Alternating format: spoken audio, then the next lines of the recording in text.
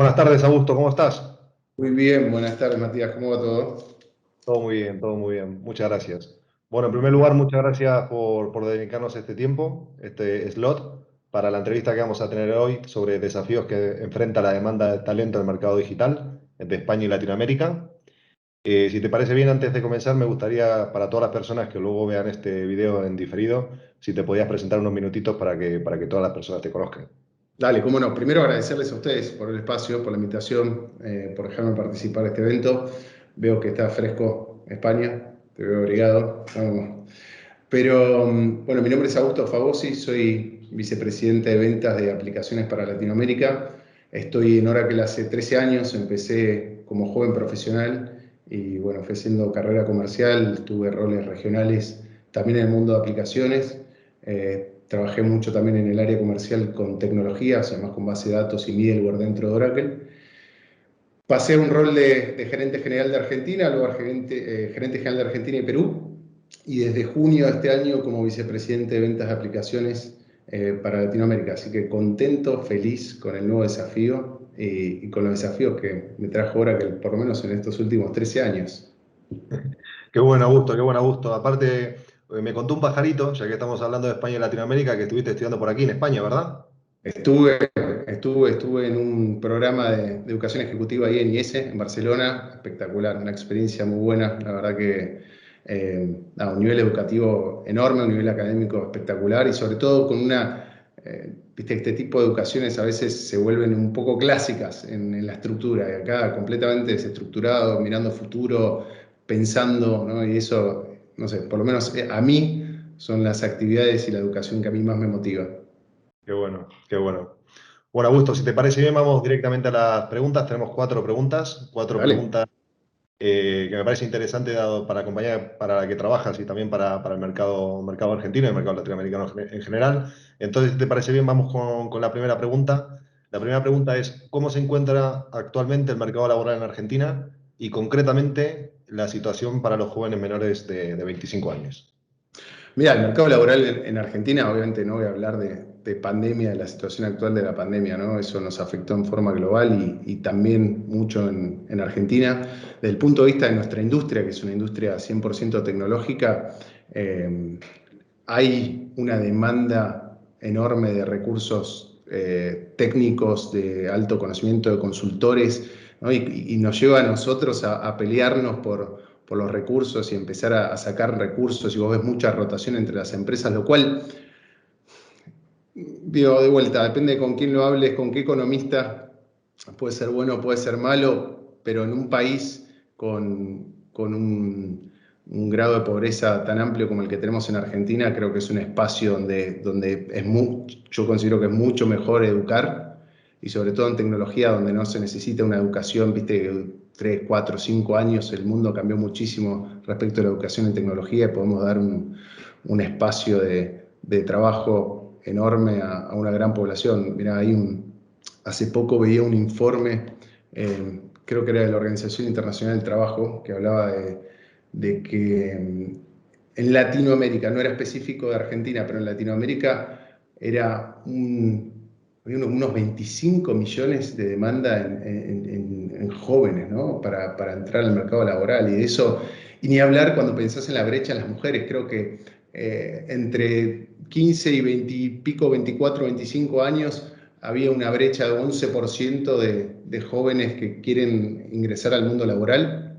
Y cuando hablas de las mujeres era un 33, un tercio de las mujeres tratando de ingresar al mundo laboral, ¿no? Y eso también creo que es un espacio donde tenemos que mejorar todos, y en particular la industria tecnológica, que es la que me toca, en dar mucho más espacio a mujeres en tecnología. Así que creo que ahí te contesto un poco la pregunta de dónde está el mercado. Creo que faltan muchos recursos, todos lo hablamos entre todas las cabezas de la industria, y todos estamos de acuerdo que es mucho mejor educar y trabajar sobre la educación que estar en el momento que estamos, ¿no? De por ahí empezar un beneficio más o esto o lo otro, ¿no? Y que haya una rotación mismo. No lo veo del lado del empresariado solamente, sino del lado de los jóvenes. Yo después, bueno, les conté un poco en la introducción mi historia, ¿no? Y yo soy un creyente de que hay que echar raíces en los lugares para potenciarse. Pero bueno, nada, es simplemente una teoría. No, me parece muy bien. Aparte tocaste varios temas interesantes. Recién tuvimos una entrevista también con otra persona que forma parte de Bunderman, va la parte de la parte de People, y nos Sí. comentaban que los jóvenes ahora prácticamente están impacientes y no son conscientes que a veces algunas cosas, el journey, lleva un poquito más de tiempo y que las cosas, como vos decís, ¿no? Hay que echar la parte de raíces, ¿no? Que no es todo inmediato, que nos pasa con los jóvenes hoy en día, que prácticamente quieren el efecto inmediato y resulta que las cosas a veces tardan un poco más de tiempo, ¿no? Sí, yo creo que es un balance entre todo, ¿no? Es un poco entender que las cosas demoran un poco más en este mundo instantáneo que viven los jóvenes, los nativos digitales, que es instantáneo, ¿no? O sea, entro, veo un mensaje, entro, mando un mensaje, entro y hago algo, entro, miro, entro y compro. Y también creo que nos tenemos que acercar las empresas en ese momento. O sea, estamos en un espacio donde está ocurriendo esto y tenemos dos formas de verlo. O nos tapamos los ojos y decimos, ah, los jóvenes quieren todo en forma inmediata y esto no es así, ¿no? O entendemos qué es lo que están viviendo ellos, de dónde nacieron, por qué les pasa lo que les pasa, cómo fue que los criamos también. Y vemos cómo nosotros nos movemos y nos modificamos en nuestra estructura organizacional para ser más ágiles, para darle crecimiento rápido, para darle crecimiento, y no hablo de crecimiento solo a nivel un cargo, ¿no? Sino crecimiento de la riqueza del conocimiento, de la riqueza de la experiencia. Me parece que eso es una de las claves. Sí, aparte en una de las respuestas que estabas comentando recién ahora, tocaste un tema importante que es cómo las compañías, principalmente en Argentina, también en Latinoamérica en general, y bueno, en el mundo global, están rifándose los perfiles, intentando captar perfiles de la competencia y demás. Y justo esto enlaza con la segunda pregunta que te quería hacer, porque hablabas o comentabas que en Argentina, bueno, básicamente se están debatiendo sobre los distintos perfiles, a ver a quién puedo contratar, oye, mi competidor y demás. Hay un tema que también hay un competidor internacional, ¿no? Entonces, la segunda pregunta es, dado que Argentina es un país en donde hay mucha población que dispone de doble nacionalidad, por nacionalidad italiana, nacionalidad española, ¿os estáis encontrando con fuga de talento hacia el mercado internacional, por ejemplo?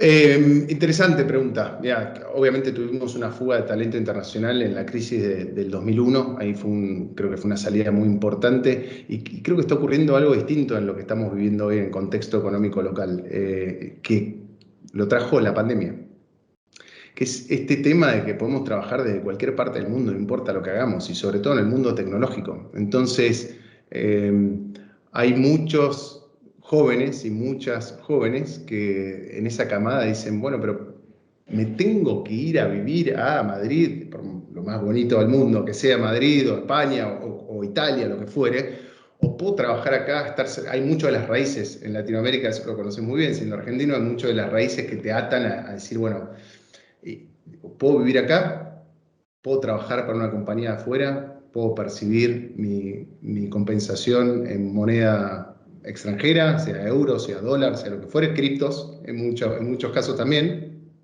y trabajar donde yo quiera. Entonces me parece que ese cambió un poco el paradigma de nos tenemos que ir, ¿viste? O el joven se tiene que ir para hacer alguna diferencia económica. Creo que lo puede vivir desde acá. Entonces yo vi que hubo una reducción de esa fuga. No obstante, digamos, a ver, tuve algunas charlas en los últimos meses con jóvenes de Oracle, uno, dos, y también de afuera, ¿no? Que mucha gente me pide, mirá, habla con mi hijo o habla con tal persona que es un amigo que está pensando en irse a vivir afuera y trabaja en tecnología, a ver qué consejo, etcétera. Entonces, hay gente que se va ahora. Cuando yo hablo con esos chicos o esas chicas que están pensando en irse, eh, tiene mucho más que ver con la experiencia de vida que con la parte económica, ¿no? La parte económica sabe que la pueden hacer desde acá, trabajando en tecnología y cobrando dólares o euros, como te mencionaba antes, pero van más por la experiencia de vida. Y de vuelta, creo que estamos hablando de un estrato social medio o medio alto en ese sentido, ¿no? Creo que donde tenemos que trabajar más es en la población que no tiene esa posibilidad de pensar, que no tiene esa doble ciudadanía, que no tiene la posibilidad de educarse en tecnología, que son justamente los que creo que tenemos que potenciar para que ocupen esos espacios que tenemos hoy de oferta laboral. Sí, de hecho, justo en la pregunta anterior hablaba sobre el tema de la educación, ¿no? En un mercado, ojo, no pasa solamente en Argentina, ¿no? También nos pasa en España. En el caso de España tenemos 3 millones de personas desempleadas, que creo que es bastante más que la que tiene Argentina, pero en este caso con un paro juvenil del 30%. Entonces yo me pregunto, oye, ¿cuál es el papel de la educación aquí, ¿no? ¿Qué parte de culpa también tiene la educación quien a lo mejor no sabe adaptarse a las necesidades que está teniendo el mercado laboral, o que a lo mejor no va a la misma velocidad que requieren las empresas hoy en día, ¿no? Un poco. Sí, sí, coincido. Yo creo, a ver, creo que en el mundo educativo tiene que haber un cambio importante en cómo no nos podemos basar en lo que era la educación de hace un siglo atrás para pensar en la educación del futuro, porque en el fondo estamos educando el futuro. Y el futuro viene muy rápido, o Muy rápido. sea, muy rápido. La tecnología se mueve a una velocidad atroz. Entonces, ¿cómo pensamos la educación? Y mismo nosotros, mira, yo soy padre, yo tengo 3 hijos, chicos. Tengo un hijo de 4 años, una hija de 2 años y un hijo de 3 meses. Entonces, yo hoy que el de 4 está empezando, está en el jardín hace ya un año y medio, me pongo a pensar qué tipo de educación es la que es mejor o cuál es el modelo, cuál es la forma. Y también uno tiene sus estructuras mentales de decir, bueno, ¿cuál fue mi educación? ¿Qué me pasó a mí? Y no sirve. Entonces, digo, nos podemos poner en un modelo súper abierto, ¿viste? Creativo, de pensar distinto, pero también a nosotros como padres nos cuesta, ¿no? Porque es fácil hablar de lo que tenemos que hacer, ahora cuando lo tenés que hacer para un hijo decís, ahí son las verdaderas trabas. Entonces, sí, considero que hay que hacer un cambio educativo fuerte, como te decía, yo creo que el, perdón. Creo sobre todo que el cambio educativo tiene que ser en el entorno del, del, digamos, de una responsabilidad pública y privada también, creo que tiene que ser en conjunto, donde tenemos que aportar, por lo menos las tecnológicas, en cómo educamos a chicos y chicas que están en, no sé, en colegios públicos en términos de tecnología, ¿no? ¿Y qué podemos hacer con eso? Yo creo que ahí es donde está la clave, o una de las claves de preparar parte del futuro. Después, y acá, perdón, voy a opinar, pero no soy especialista del tema, digamos, es mi opinión personal, tiene que ver con cómo capacitamos en todo el conocimiento blando, ¿no? Hablamos mucho de matemática, hablamos mucho de física, bueno, cómo nos preparamos para la adaptabilidad. Recién decíamos la velocidad de la tecnología y la velocidad en que cambia el mundo impulsado por la tecnología. Bueno, ¿cómo preparamos a esos chicos y esas chicas a adaptarse al cambio? Yo creo que ahí hay por lo menos dos temas que, insisto, en mi humilde opinión, no soy un especialista en educación, no quiero faltar respeto a todos los que son especialistas en educación, pero creo que tratar el tema tecnológico en las etapas iniciales y tratar el tema de cómo ayudamos a chicos y chicas a adaptarse a los cambios es clave. Estoy totalmente de acuerdo. Mira, tenemos otra pregunta que también está relacionado con un tema que hemos visto que Oracle ahora está lanzando lo que es un nuevo programa de educación y empleabilidad en la TAM, donde además buscan generar una red con otras empresas y aportar vacantes para esta iniciativa, ¿no? Entonces, la pregunta que nosotros tenemos es, sabiendo que vosotros sois un fabricante internacional de una conocidísima reputación, ¿qué estrategias a nivel interno están realizando para captar y retener el talento dentro de la compañía, principalmente? Mira, antes de entrar con el programa educativo, ahí te cuento, yo creo que es más genérico, pero sí lo viví mucho en Oracle, digamos, te conté parte de mi experiencia personal, ¿no? Yo empecé como joven profesional cuando tenía 23 años, 23 años y 13 años atrás. Y cuando entré a Oracle dije, wow, esto. Primero, entré sin saber mucho de qué se trataba, para ser bien honesto, ¿no? Yo estaba estudiando ingeniería industrial en el ITBA, entré en mi último año de la carrera y dije, bueno, voy a ver de qué se trata esto y me enamoró todos los días. Todos los días. Y esto es una relación con mi mujer, siempre me carga, me dice, bueno, mi relación más larga es con Oracle. O sea, la verdad que mi mujer la conocí mientras yo estaba en Oracle, ¿no? Y de vuelta, por más que por edad yo entro dentro de la camada de millennial, yo no me considero un millennial, pero sí, digamos, con mis amigos del colegio, de la facultad, soy el único que está hace más de 13 años en la misma compañía. Y si te digo qué es lo que yo viví y qué es lo que promuevo y trato de mejorar todos los días dentro de Oracle, junto con todo el comité ejecutivo, es en trabajar sobre un propósito. Trabajar sobre un propósito, nosotros hace años que trabajamos sobre un propósito que es transformar el mundo empoderando a las personas a través de la educación, a través de la innovación, perdón, mira qué lindo fallido de educación e innovación, a través de la innovación. Y ese propósito es el que te lleva para adelante, ese es el propósito que vos te levantás todos los días y decís, bueno, ¿qué estoy haciendo para impactar a las personas en este sentido? Impactar a nuestros clientes que impactan a su mercado.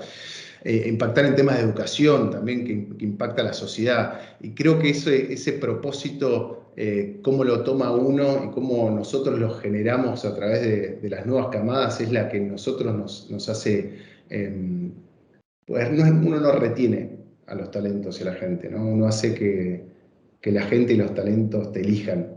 Creo que eso es uno de los grandes puntos que nos diferencia con otras empresas tecnológicas. Y el segundo es que Oracle es una compañía dentro de las empresas tecnológicas que es muy amplia. Y acá yo no voy a hablar de Oracle, yo sé que no es una publicidad de Oracle ni es lo que tengo ganas de decir, pero tenemos un abanico de soluciones tan amplio, llegamos a todas las industrias, tenemos tantas soluciones y crecemos en esas soluciones y mismo el mundo. Nosotros somos una compañía que tiene más de 40 años, pero no hace tantos años que nos metimos de lleno en el modelo nube, ¿no? Hace 10 años por ahí que nos metimos en el modelo nube. Y así, con un montón de adquisiciones de compañías, así con un montón de desarrollo de soluciones propias, parece que te da siempre algo con lo que podés jugar, aprender, desafiarte en cualquiera de las industrias. Hicimos cambios organizacionales este año también basado en temas de industria, ¿no? Y la gente se motiva con aprender algo nuevo. Y hablo de las camadas más jóvenes sobre todo, ¿no? Se empiezan a motivar por en esta compañía puedo hacer esto y después puedo entrar a otra cosa y puedo hablar de marketing, como hablábamos antes de la entrevista, ¿no? Puedo ver temas de marketing digital, puedo ver algo de programa de lealtad, puedo entrar en la industria aeronáutica, en la de telecomunicaciones, en retail. Digo, es algo tan grande que te da un desafío. Yo en estos 13 años tuve 12 roles. Tuve la suerte de tener 12 roles y de tener jefes diversos, de trabajar en industrias diversas, con soluciones diversas, con desafíos completamente cambiantes. Ahora, la realidad es que no es necesario cambiar de rol para ver cosas distintas dentro de Oracle. Entonces, te diría que esos dos focos son hoy lo que nos motiva o lo que motiva más a los talentos a quedarse dentro de Oracle. Trabajar sobre un propósito muy fuerte, que realmente lo sientas, porque uno puede, viste, te ha pasado, a todos nos pasó de entrar a una oficina y leer el lema, ¿no? O el propósito, si se quiere, de esa compañía y decirte, pero esto no sé, no se ve en la cultura, ¿no? Entonces, no solo es poner un propósito, sino vivirlo y trabajarlo todos los días. Y lo otro es lo dinámico que es la industria de tecnología y en particular Oracle. Sí, de hecho, un tema que contaba recién y que muchas veces me he sentido identificado es el tema de que la tecnología está avanzando a una velocidad que yo siempre digo, cada día somos un poquito más ignorantes porque la tecnología avanza a una velocidad tan grande que el ser humano y por lo tanto también las organizaciones no pueden adaptarse a esas tecnologías porque muchas veces rompes con paradigmas de digitalización, hay compañías que recién ahora están empezando a digitalizarse, de hecho al menos en España nos ha pasado que lo que se consiguió en un año, gracias, y no quiero expresar esto, ¿no? Porque la verdad fue bastante mala la pandemia para muchas personas de familia, pero a partir de la situación de pandemia, muchas compañías se digitalizaron. De hecho, hay compañías muy grandes en Argentina que tuvieron que comprar portátiles porque los empleados trabajaban en ordenadores de mesa y no estaban preparados Conozco el caso que decís, creo. Sí, conocido banco. Sí, Eh, bueno, hay varios bancos. Bueno, yo estaba refiriendo al sector de media, pero ok. sí, es bastante claro. Y otras empresas, sin embargo, dijeron, bueno, nosotros ya teníamos implantado una empresa cualquiera, ¿no? Yo tengo implantado el modelo de smart working o Ujú. teletrabajo y el lunes ya puedo estar desde casa, ¿no? Pero bueno, esto está relacionado Claro, también. coincido. Yo creo que obviamente la pandemia es una tragedia, ¿no? Atroz. Digamos, mirando el vaso medio lleno respecto a eso, creo que 5 años de adopción tecnológica se transformaron en 12 meses, 18 meses, sin lugar a dudas, ¿no? Eh, yo hacía esta comparación cuando empezó la pandemia bueno, hay como tres perfiles de personas o tres perfiles de empresa, ¿no? El que entra a su casa y ve que hay una gotera y dice, bueno, le pongo un balde y lo voy atajando. El otro que entra y ve una gotera y dice, para esto lo tengo que resolver y le pone una tapa de algo, o el que entra a una gotera y empieza a mirar la cañería, empieza a mirar el fondo, digamos, cuál es la cuestión.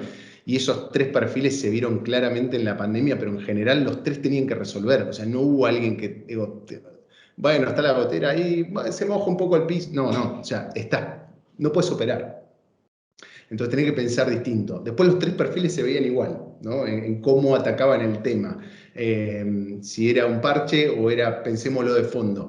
pero para mi sorpresa fueron muchas más las compañías de que realmente empezaron a ver el tema de fondo y realmente empezaron a ver que la transformación, y acá también, ¿no? Otro título, la transformación digital, que cada uno la toma como le parezca, pero digo, del mundo de armar un modelo digital nuevo o una disrupción en su modelo de negocio o llevar su modelo en forma digital, lo llevaron y vieron que era tan complejo que tenían que ayudarse con alguien. No importa si es Oracle o otra compañía, y donde también para nosotros es un gran desafío, porque cada empresa es completamente distinta. Nosotros trabajamos mucho antes de la pandemia, tenemos varios laboratorios donde co-creamos soluciones con los clientes, porque realmente creo que se acabó ese mundo donde uno conoce de la industria y dice, toma, esto es lo que necesitas, ¿no? Tenemos que trabajar casos particulares de lo que le pasa a los clientes. Y bueno, también tuvimos que transformarnos en ese modelo en pandemia de cómo lo hacíamos en forma virtual. Insisto, para mi sorpresa, fueron muchos los clientes que decidieron co-crear con nosotros y repensar su modelo de negocio. Así que nos trajo mucha tarea, mucho trabajo. Y muchas alegrías, me imagino también. Por supuesto, por supuesto.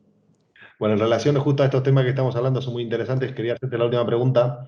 Vosotros al final, como vendors tecnológicos y como Oracle como tal, ¿qué handicaps normalmente os estáis encontrando normalmente cuando trabajáis tanto cliente B2B como cliente B2C en el mercado a la hora de comercializar lo que es tecnología? Mira, es muy diverso, ¿no? Y depende de la industria. Pero voy a retomar con una pregunta anterior que decías cómo retener talentos. Y te hablo y te lo llevo también al propósito, ¿no? A transformar el mundo empoderando a las personas a través de la innovación. Hay dos programas que nosotros trabajamos muy fuerte en educación. Uno se llama Oracle Academy.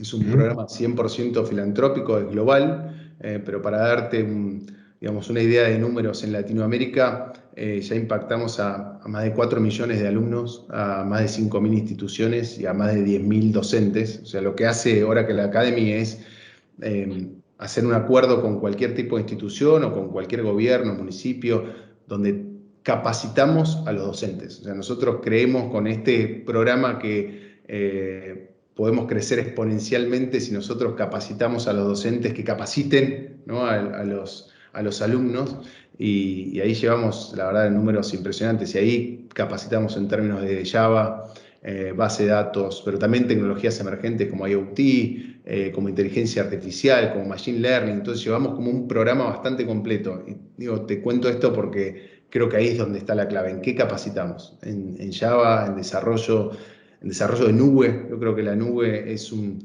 espacio para todos importante donde tenemos que trabajar. Por supuesto, temas de tecnología emergente, IoT, inteligencia artificial, machine learning, todo ese tipo de algoritmos. Y te diría para completar todo lo que es ¿no? la ciencia de datos, que hoy también, así como transformación digital, como son grandes títulos, ¿no? Pero en el fondo, si me preguntás tanto en B2B como en B2C, como las distintas industrias, empresas gigantes que decís, ¿cómo tenés este tema de datos, ¿no? ¿Cómo operás con este problema de datos? Y uno piensa que es algo simple y celebro muchísimo las compañías que tienen si se quiere, no sé, el latino de venir a decir, bueno, ¿sabes qué? Tengo un problema con los datos. Tengo un problema con los datos, tenemos que trabajar los datos. Y ahí es donde veo que hay un déficit importante en tema de consultores o desarrollos técnicos. Ni hablar todos los lenguajes asociados, ¿no? A los datos, a Big Data, etc. Y segundo proyecto que nosotros tenemos se llama One. Oracle Next Education es un programa relativamente nuevo. La verdad lo lanzamos hace casi 2 años en Brasil y ahora lo estamos llevando a toda Latinoamérica, que era el que mencionabas ahí anteriormente. Nos asociamos con distintas instituciones y con distintas compañías para que también les generen espacio de vacante, ¿no? a la gente para poder capacitarse. En el fondo, nosotros tenemos un compromiso que ante cualquier contrato nuevo que tenemos en Latinoamérica capacitamos a 5 personas. El único requerimiento es que sea mayor de 18 años, ¿no? Pero no importa, no es un tema de generación, ¿no? Hablamos mucho en esta entrevista de 25 y menos. La verdad que acá no hay un tema generacional y eso también hay que entenderlo. Insisto, ¿no? Creo que es una buena oportunidad para trabajar la inclusión femenina también en la industria. Pero para que tengas una idea, para el año que viene, para el 2022, esperamos tener 40.000 nuevos, iba a decir chicos y chicas en este error, ¿no? Nuevos alumnos y alumnas capacitados en nuevas tecnologías con el proyecto One, que lo lanzamos en otros países de Latinoamérica hace muy poquito, hace muy poquitos meses. Así que estamos súper motivados, incentivados. Y ahí también ves algo, mira, cuando vos ves, y te cuento, hay una infidencia interna. Cuando vos haces el clásico llamado de forecast, que para quienes no conocen de la jerga, digamos, son reuniones en general semanales donde uno ve los negocios de la semana, del mes, del trimestre, y mirás eso en números, y decís, bueno, hay tanta plata, tanto dinero en estas oportunidades, y va manejando lo que se llama el funnel, etcétera, el pipeline. Cuando vos empezás a traducir eso en cuántas personas vamos a educar, se ve una chispa distinta en la gente. Mira, por este contrato vas a educar a tantas personas en eso, por el número que tenés en este trimestre, o que tenemos todos como equipo en este trimestre, vamos a llegar a la educación de tantas personas, y eso habla mucho del propósito. Entonces sí, yo creo que en particular el proyecto One no solo es un programa educativo, sino que es un programa de inclusión, porque tratamos de atar las dos puntas, como te decía, ¿no? No solo la parte educativa, tecnológica, sino también dar ese primer lugar de trabajo a muchas personas que por el contexto social no tuvieron la oportunidad. Y creo que ahí es donde realmente tenemos que trabajar. Qué bueno, Augusto. La verdad que me ha gustado mucho escucharte. Comentarte que esta entrevista la va a ver probablemente muchos directivos de muchas compañías, pero también se van a abrir a posibles estudiantes, chicos que se encuentran de 20, 22 años y que probablemente, seguramente para muchos de ellos, pues tú eres un referente, ¿no? Tú, al final eres una persona que tiene un puesto muy importante en Oracle, eres una persona joven y seguramente pues a muchos de ellos les gustaría ser como tú en el día de mañana. Entonces, si aquellas personas que, imagínate que tú, con tus 23 años, le tuvieras que hablarte a ti mismo y decirte con 23 años qué consejo le darías para los próximos años a nivel profesional, ¿qué consejo o qué consejo te saldría dentro de ese... Es una gran pregunta. Mira, la primera es, yo sé que no es fácil esto, eh, pero dedícate a lo que te apasione. O sea, encontrá tu pasión en el trabajo, ¿no? Y uno puede estar haciendo una tarea que tal vez depende del prisma con el que lo ve, lo pueda apasionar o no, ¿no? Como decíamos antes, del propósito o no. Insisto, ¿no? Estamos hablando de la reunión de forecast y cómo uno mira los números. Vos podés pensar en que tengo tantos contratos para cerrar en los próximos 3 meses, o puedes pensar que tengo tantos miles de alumnos que puedo capacitar, ¿no? Y ese prisma te lleva a que una cosa te apasione y la otra por ahí también te apasiona, pero no importa, hay una que tiene un peso mayor, ¿no? Encontrar cuál es el peso que a vos te apasiona. El segundo consejo que daría es mucha disciplina. Mucha disciplina, en general con lo que uno hace, cuando uno lo apasiona, y también, ¿no? Pasa esto escuchás mucha gente que dice, bueno, dedicate a tu hobby y no vas a tener que trabajar nunca un solo día más en toda tu vida, ¿no? Yo no soy de ese statement, ¿no? De esa frase, de esa afirmación, porque, no sé, para mí el hobby lo dejo para otro lado, pero digo, dedicarte a lo que te apasiona, eso te ayuda en la parte de la disciplina, pero la disciplina tiene que estar. Tiene que Muy estar bueno. en la, tiene que estar en la capa. Justo decías antes, ¿no? La velocidad en la que se mueve la tecnología. Entonces, la disciplina que uno tiene que tener para agendarse, capacitarse, leer, y no solamente de tu compañía, y no hablo de también capacitarse en la competencia, sino de otras tecnologías, de otras cosas que están ocurriendo en el mundo. Y el tercero, que creo que es el más complejo, es mucho autoconocimiento. Mucho autoconocimiento, digo, para poder adaptarse a los cambios, uno tiene que entender qué le pasa en las emociones en distintos contextos, ¿no? En una entrevista con vos, qué te está pasando, qué te pasa en una charla con tu jefe, qué te pasa en una charla con tu equipo, qué te pasa en una charla con los pares, qué te pasa en las discusiones, por qué hay discusiones que te duelen, por qué hay cosas que te duelen más, por qué hay cosas que te apasionan más. Entonces, trabajar constante el autoconocimiento me parece que es clave para empatizar con los que estás conviviendo en el día a día, en tu vida profesional y en tu vida personal. Eh, Y también para ser mucho más ágil en adaptarse al cambio. Cuando vos te conocés y sabés qué es lo que a vos por qué sentís lo que sentís con ciertas cosas, empezás a hacer un clic y te mueves más rápido, ¿no? Yo creo que esas tres cosas, ¿no? Apasionarte en lo que haces o encontrar tu pasión, disciplina y mucho autoconocimiento. Y ese último, o sea que Buenos Aires es conocida como una ciudad llena de psicólogos. Creo que ¿no? No tengo el dato preciso, así que no lo voy a contar acá, pero digo, es una ciudad que tiene, creo, más psicólogos per cápita en el mundo. Y de vuelta, no tiene que ser de esa forma. El autoconocimiento pasa por miles de lugares, pero encontrarlo. Si es escribir, si es hablar, si es, no sé, leer, Voluntariado. voluntariado. Exactamente, hay tantas actividades que te llevan a ese autoconocimiento que creo que es clave. Esos serían mis tres consejos. Pues Augusto, muchísimas gracias por tu tiempo y ha sido un placer tenerte aquí con nosotros. Muchas gracias Vamos, un por tu placer. tiempo. Muchas gracias a ustedes por la invitación. Cuando quieran.